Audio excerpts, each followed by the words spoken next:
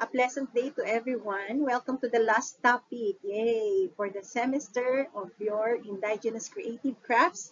And this is your professor once again, and we will be discussing about indigenous pottery making in the Philippines, a cultural heritage.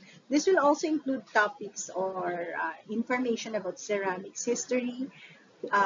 Dalawa po ang kasama nito, pots and ceramics. So in the captivating world of Philippine craftsmanship, traditional pottery stands as a testament to the exquisite artistry and cultural heritage of the nations. So among all the crafts that has been included in your lesson, uh, its history, no? History ng Philippines and its remarkable legacy of skilled artisans. Philippine pottery also unveils a breathtaking tapestry of beauty and creativity. So we will be embarking on a mesmerizing journey, Charot, as we peel back the layers of time to explore artistry, techniques, and cultural significance of this ancient craft. So for centuries, pottery has been part or an integral part of Filipino culture. Ito ay nagsilbi bilang functional objects and vessels of artistic expression.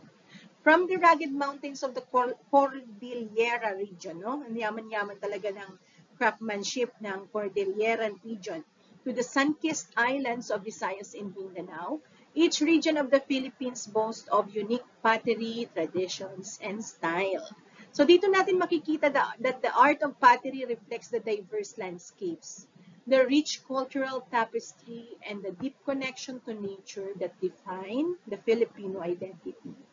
Pottery has been the subject of both the maximalism style and the minimalism style. So pag-uusapan po natin yung mga simpleng pots and then yung mga aesthetic pots at iba't iba pang klase ng mga symbolism and also interpretation of these symbols and what these pots stands for. It's either functional ba siya or decorative. So pottery, as an introduction to the Philippine indigenous pottery, ancient craft deeply rooted in Filipino cultural traditions. So exploration of pottery's role in the ancient Filipino societies. Ang pottery daw po, it plays a vital role in the ancient Filipino societies, serving as a window into their cultural traditions and practices of their daily life. So, by examining the pottery artifacts sa bawat archaeological sites na nakikita ng mga historians at anthropologists, they gain insight into the economic and social and religious aspects of these ancient civilizations natin sa Pilipinas. Pottery was not only utilitarian, no? Hindi lamang ginagamit, functional, useful, but also held symbolic value, showcasing the creativity and craftsmanship of the people who make them. So these are practiced by various indigenous groups across the archipelago, and it represents a vital form of artistic and functional expression. So these techniques are being passed down through generations.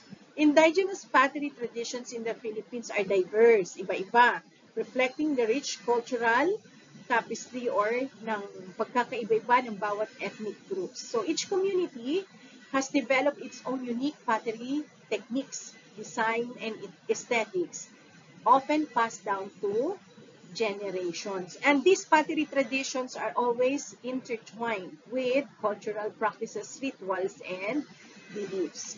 Pottery also serves as a medium of cultural expression, cultural identity expression. It also preserves ancestral knowledge in some ways and connect with the spiritual realm. Ganun po kalalim ang kanila pong pagpapahalaga sa pottery making. It's often highlighting the connection between pottery and the daily life in traditional communities.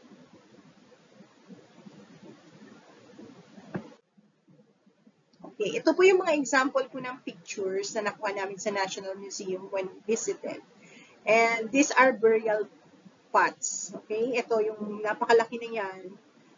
Functional, ay hindi pa yata ito burial. Ito yung sunod ang burial pots. Pero ito, functioning for daily life. Siguro ito, itong malaking banga ay it serves as a water reservoir or lagayan nila ng tubig. Kasi meron kami yan sa probinsya. In our province, where I grew up in my grandmother's home, ayan po, ang mga grandparents ko, yan po pinupuno namin araw-araw. But it's not that big. Parang, ano lang, hanggang siguro legs ko lang or hips ang banga namin. But the water, when you place it in the banga, it's so cold. Malamig siya. And hindi po siya umiinit. So from the well, we fetch water and fill that jar every day. From in the morning and then in the evening. Kasi pinupuno po namin yan. Yan po yung trabaho namin as mga apo, mga maliliit na bata. So, mga bata lang po nag-i-give, then napupuno po namin yan. And then it will be used for our lola, by our lola, or our auntie, or my mama, para po magluto ng aming meals at magwash ng dishes. Yung sa kabilang side naman, yan, mga functional pots yan. Meron siguro yan, kettle, luto ng ulam, palayok, di ba? And I don't know about the rest. Pero may mga may mga encryption po yan kung ano po ang may mga description po kung ano po ang gamit niyan kapag kayo nagbisita sa National Museum. This one is a burial jar. Yan pong may heart ako dyan. Yung mukha ko po, tinakpan ko. No? What's the use? Dito na yung mukha ko sa lecture, no? But this one is a burial pot. Okay? Burial jar, sorry, hindi pala pot. Jar. Okay? This one also. Pero ngayon, di ba, nakikita natin, I cannot imagine kung paano po magkasya. Pero sabi po dito sa description niya that only bones are being placed inside these pots. Ito po yung sa baba niya, sa paanan niya. Yan po yung mga takip nila. And then the takip yan, tatakpan po nila yan.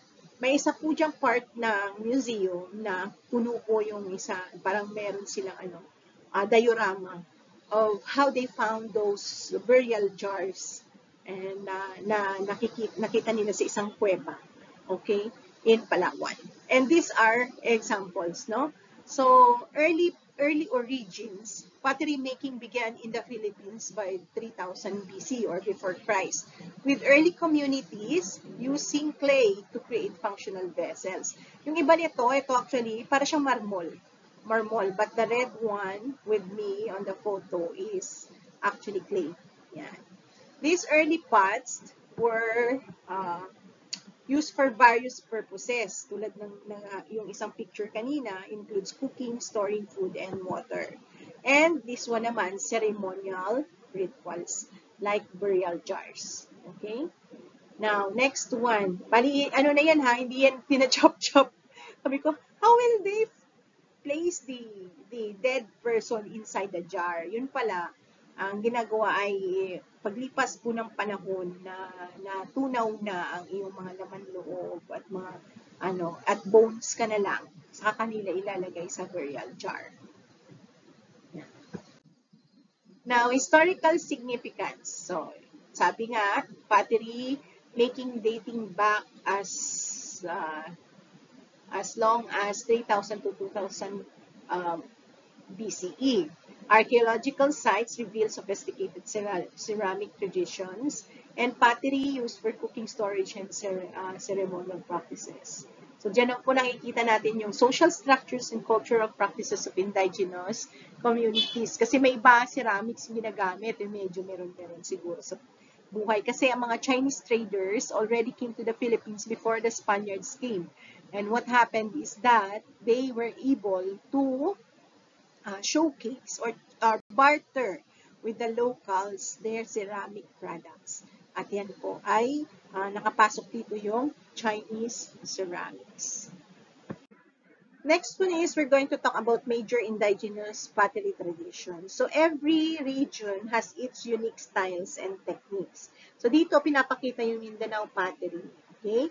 So Mindanao tribal ceramic traditions have this examples. Hindi ko lang siya mabasa even in the main Google image na nakita ko. Hindi ko po mabasa yung words. But you can click on this photo and then search more if you want to learn more about the tribal ceramic traditions of Mindanao. Next example would be from the Cordillera region. So, Cordillera pottery from the mountain regions of the Igorot and Lumad peoples. So, meron pong lugar sa Cordillera na pinagmamalaki nilang home of pot makers in Cordillera. And that is in Villa, Bacoor. So, Villa is known for its pottery industry that stands out due to its roots in indigenous community and the use of locally sourced raw materials within the community. So, isa sa mga na-reason ng ating ICC, di ba, is the locally sourced raw materials that is available within the community. So, sa kanila siguro maraming clay, kaya yan po ang kanilang ginawa. Now, we have another distinct pottery making example that is in Calatagan. And Calatagan is in Batangas. Pero yung kanilang similar potteries with star motif are found from other sites. Kasi kilala sila sa star motif. And this star motif, mamaya i-discuss pa natin lalo. Yung itong star motifs, kita nyo po yung bunganga niya. Yan, sa bibig po ng jar, sa bunganga ng jar, makikita niyo yung may mga tuldok-tuldok na yan at meron siyang star shape or sun shape na pare-pareho. So imagine noon wala pang transportation, no? What is found in Batangas can also be found in Manila, Santa Ana. Ngayon puro na racetracks doon, di ba? Pangil, Laguna, Inai, Cavite, and in Pila, Laguna. So, have you ever wondered what object the symbol of the star represented during the pre-colonial times? So sa habang pinag-aaralan po ito, saliksik nila that in the continuing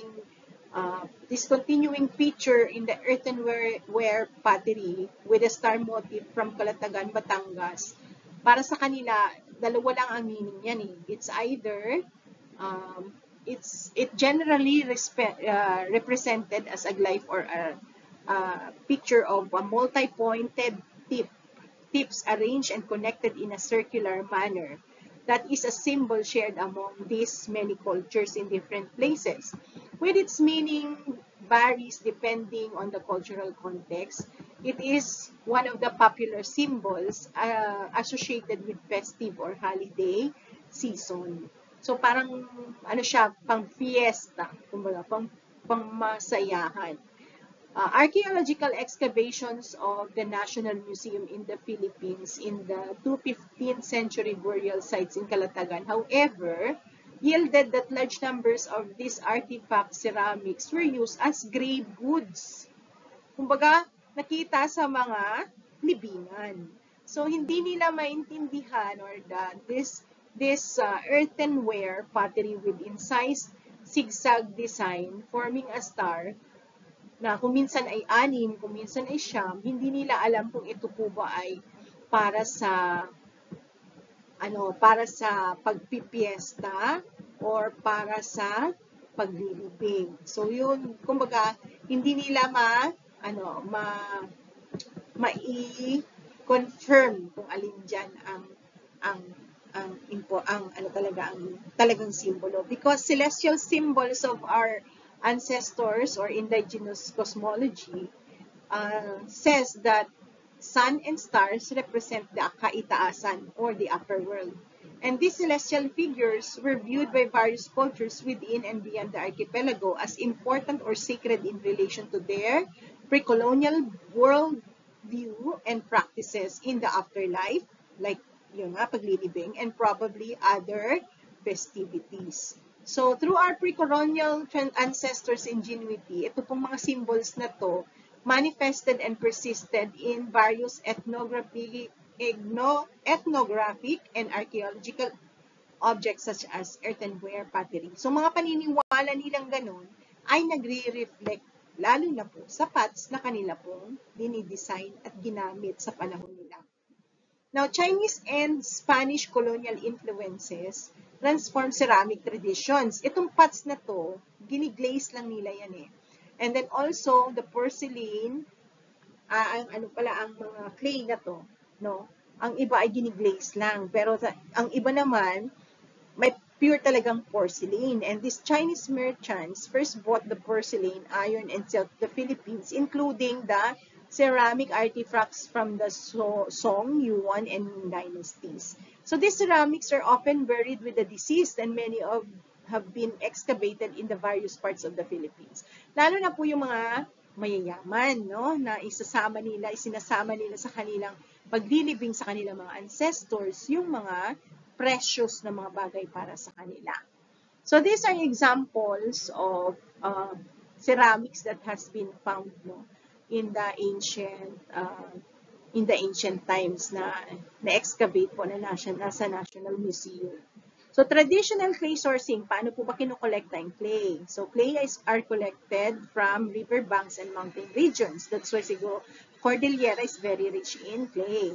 Careful selection of clay based on the intended pottery use, the natural clay processing techniques, and the importance of understanding local geological resources. Now, before ka magsumabak sa paggawa ng pottery, you usually have we usually have the sources na natural clay. And you have to practice the techniques also. Hindi naman natin talaga magpa-practice yun kasi, I don't know, swerte ka na lang talaga kung ang putik na nasa likuran ninyo ay clay ng bahay ninyo. But unlike in the provinces, no, malapad ang malawak yung mga dito kasi may siksikan ng mga bahay sa Metro Manila. So, I believe na hindi tayo magkakaroon ng sources talaga dito sa atin. So, for your pottery making, you can either use the clay na nabibili po natin sa Shopee or sa mga tindahan. That's an artificial clay na ma-play-doh na, no? But it will be used for your, how you will be designing your pots. Okay? Clay preparation technique. So, dapat daw yan, pagre-remove ng raw clay, mixing clay with natural additives, yung pag-knead o panoorin po natin ito sa YouTube, ha? Panoorin ninyo para makatutunan nyo. At the same time, I will be sharing some links in the GC para po ipakita sa inyo kung paano po ginagawa ang paggawa ng clay pots. So we can also visit some clay pots, pottery making, konti na lang kasi, konti na lang po ang mga naggagawa talaga ng pots, the traditional pottery forming methods. So one of them is hand building technique, wherein you will just knead hulnuhin mo yung pot with your own hands. So hand building techniques. The second one is the wheel throwing process, which starts by centering a ball of clay in the potter's wheel, yung umiikot. If you have watched Ghost by Demi Moore and Patrick Swayze, the most famous pot-making scene in the cinema. The most famous pottery making in the cinema. Ang Ghost na yan. So, yung Unchained Melody ang background yan, okay? I will never forget that scene, You can watch it, or lahat naman kayo adults na, no? So, these steps allowed for the precise control over the clay's form and shape. So, to center the clay, you have to press firmly into the wheel center and smooth it with your hands until balanced. So, parang ginagamit ko yung kamay para po habang umiikot at mababalance nyo po ang shape. Siguro sa mga FSM, hindi naman malayo yan kasi sa cake, di ba? Pag kayo po ay nag-i-scrape ng icing, di ba pinapaikot nyo lang yan until it is smooth. Ganyan din po sa clay pot making. Then apply gentle pressure to raise the walls of the vessel evenly, controlling their thickness and height. Ang sunod naman po ay coil method. Coiling is a pottery technique where clay coils are stacked to form shape. To begin, shape a sturdy base for the structure, then roll out the clay coils and attach them firmly to the base and previous layers. So, ang iba, pwedeng tuloy-tuloy yan na coil. Pero yung iba naman, different sizes ng coils na ipapatong-patong nila, and then they will just smoothen the sides. Yan, para magkabit-kabit po yung naka-coil na yan. Next one is the decorative techniques. Paano po nila dinidecoratean ang mga pots? Ito yung magiging trabaho nyo. Okay? You can have incise designs and patterns, stamp decorations, natural pigment and applications. So ito, ginamitan nila na iba't ibang kulay, pero tayo artificial na tayo. No? Hindi na tayo makakagamit tawag dito, hindi na tayo makakagamit ng natural pigments. So, you can also research more about natural pigments tulad din sinabi natin, the leaves, barks, and flowers, yun ang kinukuhanan po ng ating mga pigmentation. So, symbolic motifs representing cultural narratives have also been practiced by the local indigenous communities na nagpo-produce ng pots.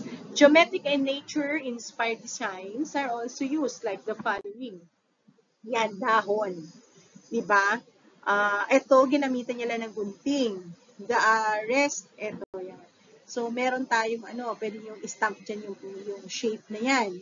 Pwede nyo pong, mayroon na kayong cutout or wire, na pwede pong ipaun dyan habang basa pa po yung clay. Now, this one, the star motif, tulad ng sinabi ko sa inyo, this use sa decorative techniques nila, ito yung ginamit nila, symbolic motifs representing cultural narratives. Itong star, ito yung sinasabi ko kanina, star motif ng Calatagan Pottery, which is also found in Laguna, Manila, and Cavite. Next one is, ito rin, sa pang-example ng symbolic motifs representing cultural narratives. In your grade 7, I know, kasama po ito ha, kasama ito sa lesson ninyo. When I was teaching in the DepEd, ito po ay ang manunggol jar, and its symbol was also interpreted by the lesson natin doon. So, sino yung dalawa na nasa ulo ng jar? The dead person and the taga-sundo. Diba? Sinusundo siya to have the afterlife, to travel the afterlife. Either tatawid or pupunta sa patutunguhan ng habang buhay. Or the life after your death. Ano po ba yung mga guhit-guhit na yan? That's the alon or the sea. And then, ito pong manunggol jar ay marami pong kwento if we just interpret how these burial jars have been designed by our ancestors. Now, meron din pong stamp decorations like that. Ginamitan niya ng mga walis tingting or ng brush na yan, binabrush niya para magkaroon ng ibang design. Or ito, parang stick siguro yan, na drinawingan niya rin, in-stamp niya. Okay? Next one is fire processing. Ito yung mga kung paano nila yung clay pots ay tumitigas. Di ba clay yan? Clay is wet and then they have to make it more enduring by firing processes. So, meron po tayong open fire traditional firing methods with the use of wood and organic materials. They also have controlled temperature techniques and community-based firing practices. So, ito, example nito, buong community yan, na pinalibot nila yung kanilang earthen pots para isahang pagpapatuyo ng mga clay at pagpapaharden ng clay. Ito na may example yung mga oven. May oven. Ito naabutan ko pa ng bata ko kasi in our place, they were creating clay bricks. Yung parang pula. Na ngayon, semento na ginagawa, tapos pinipinturahan na lang, di ba? Yung bricks na yan. Pero before, it was really clay that they use, especially po pag nire-repair yung simbahan namin na 1500s pa yung simbahan na yun. So, they have an oven wherein they bake the clay mismo. Nagpo-control sila ng temperature. Now, cultural significance of pottery. Representation of community identity, storytelling through ceramic art, ceremonial and ritualistic purposes, economic importance for indigenous communities. So, pottery holds significant cultural importance, serving as a reflection of a society's history and their belief and daily life. So, it's tangible link to the past used for practical purposes like storage and cooking, as well as for artistic expression and ceremonial rites. Through the study of pottery, archaeologists can gain insights into ancient cultures and their economies. kung paano nag-exist ang kanilang social structures and even their understanding of the universe itself. Diba? They even stamp the star motif, no, in different places in the Philippines. So representation of community identity. Traditional pottery with its distinctive designs and techniques and materials usually reflects the unique identity of different regions and community. Iba-iba sa bawat regions. For example, the Burnay jars of Bigan and the pottery of Sagada showcase regional variations in style and craftsmanship.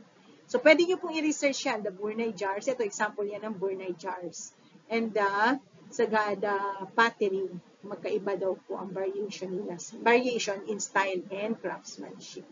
Ito naman ulit. So, purposes ng ng pottery, ceremonial and ritualistic purposes. Now, they also have storytelling through ceramic arts. Nakakapagkwento din po sila ng buhay. And I want you to comment in the YouTube comment section. What do you know about this Bahay Uod ceramic art? And I want you to reflect anong connection niya sa personal buhay. So, how do you connect Bahay Uod interpretation of the story through your personal life? I-connect nyo po yung kwento ng Bahay Uod with your personal story. Or reflection. Maikli lang. Okay? So, yan pong hihintayin ko sa comment section. Aking mga students and viewers. Next one. Contemporary challenges of ceramic and pottery in the Philippines. So we already have declining number of traditional pottery makers. Konti na lang because competition from mass-produced ceramics are already in full bloom with the modern technology.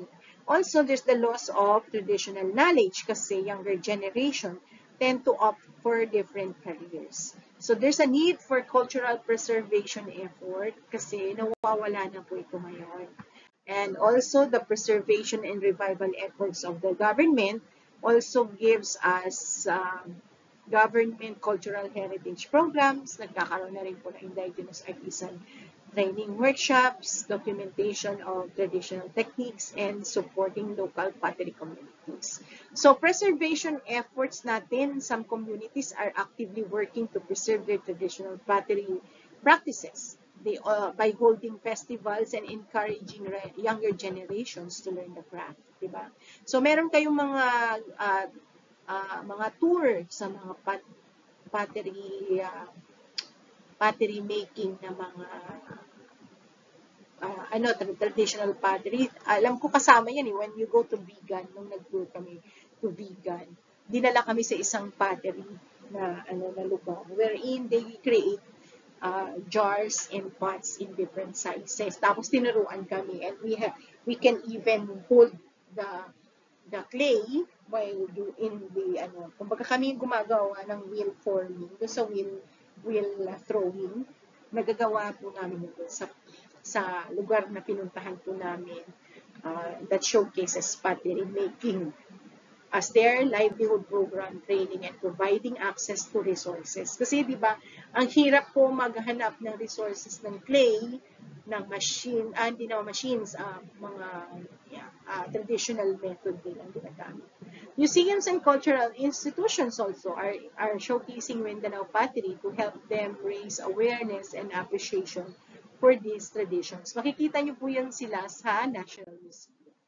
So, economic and cultural impacts naman, tourism and cultural heritage attractions ay, yun nga, tulad niyan, di ba, sa museum. Government programs like the National Commission on Culture and the Arts, the NCCA, School of Living Traditions,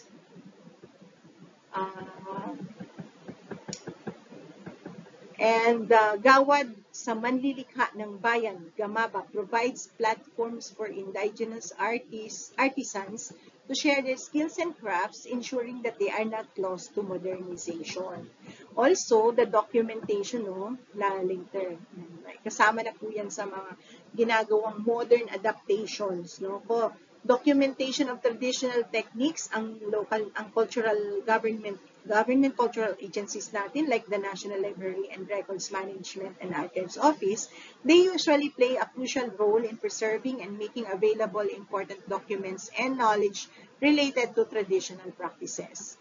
We will also be supporting local pottery communities by the effort of the government to support local communities tulad ng pagpopromote ng tourism and then providing funding for the infrastructure development and facilitating partnerships with other organizations. So yun po ginagawa ng ating gobyerno. So example po ng kanilang support, cultural village can be established to train local artisans showcasing their traditional practices and offer courses on various cultural aspects. Doon po yan sa mga lugar na tulad sa atin, di ba, yung aspeto ng leather craft ay patuloy nating pinaninindigan because it's the mandate or mandato ito sa ating paaralan. So modernization tulad ng school natin and challenging lifestyles can lead to decreased demand for traditional crafts. So initiatives like apprenticeship programs, workshops, and educational outreaches are needed to encourage younger generation to learn and practice these techniques. Hindi po natin winawala yun.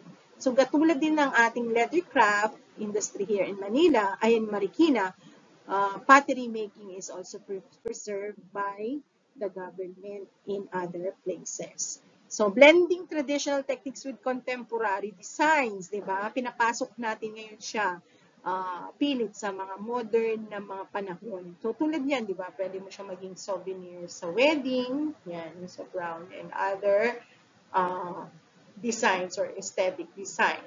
We can also have international recognition of Filipino pottery by exporting these products, di ba? Pwede rin natin ipagbili sa ibang bansa. International emerging market for indigenous ceramic art and young artisans and reinterpreting traditional methods. So, kumaga, ni-improve natin, pilit, and or also we have our own creative version kung ano yung meron sa mga traditional methods. Now, learning and experiencing Philippine pottery. So, para ma-experience nyo po ang Philippine pottery, you should visit indigenous community and attend pottery workshops, support local artisan markets, and document and share cultural knowledge. So, that's one of the best things that you can do. Document and share cultural knowledge. How I wish no na makakapag-tour kayo, no? Even just virtually tulad po sa museum na binigay ko sa isang section. Hopefully, maibigay ko po lahat sa inyo, ma-share ko sa inyo. Pero you can visit the National Museum para po makita nyo talaga kung ano po yung mga gawa ng ating mga ancient Filipinos or indigenous community in different parts of the Philippines. Makikita nyo po doon and ma-appreciate nyo talaga. Makikita nyo yung lesson natin starting from weaving, textile craft, makikita nyo po lahat doon. So I encourage you to go to the National Museum at your own time. So sana po, not just the virtual visit, but the actual visit is very enriching for your knowledge. And document those. At kung meron kayo sa local community nyo, pwede nyo pong i-share sa ating GC para po kayo po ay makatulong sa pag-share ng inyong awareness of the existence of this Philippine pottery and ceramics in your local communities. So these are the citations wherein I took the information for my lessons. And thank you very much for spending the time to listen and take down notes. My class, yung mga classes ko po, paki-take down notes because we will have our final graded recitation before your final exam. So good luck and have a blessed day. This is your Professor Villanueva once again, and thank you for listening and spending the time to learn about Philippine pottery and ceramics of the indigenous creative crafts subject. Goodbye.